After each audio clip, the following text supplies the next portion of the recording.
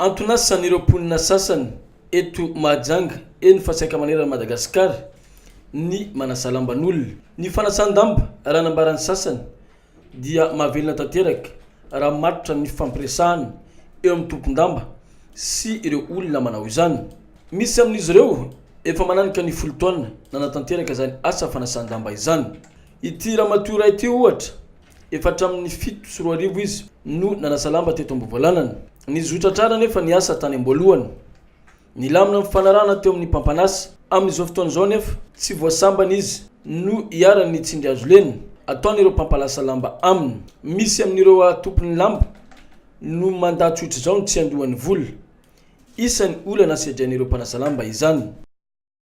Mamparelanao yato miasa yato nasarotin'ola yatoa katramon'olona mikaramane kely ty koa venty mamparelanao yato e bashem balagna ere tokony lamba lamba ny kasapodasa yana se lamba anareo somance vola misy men vola hay maray koa mandianga ny kodanda ko maray koa mandianga ny vernanda ma fa da siab le vola karakaraky isany lamba ne ko e misy 25 000 misy 20 000 utangay ni normal me tele mo ko e mitaregny boy konslambani basheda mbalanga befenero sar le karamanje ti sal zay ma bela lochi ti famille yo miasha fona zay mitacha tafika ko alto ko da azona ko kambana etune yeto gram 2007 ayat tonza na biana stanisha na ta par mois mis mangme ishana tib roza ko fe ntila gatira se me fai shinti na kishna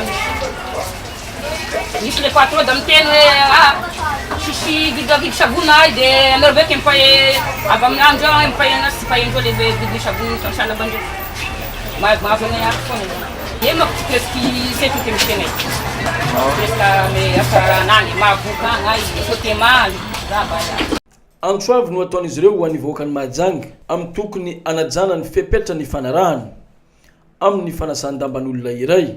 Izy ireo mantsy manao asa taky ny asa fivelomana rehetra ka tsy tokony isy izany katramo atao amin'ireo mpanasa lamba zay samby olombelona miaina eto an-tany ihany.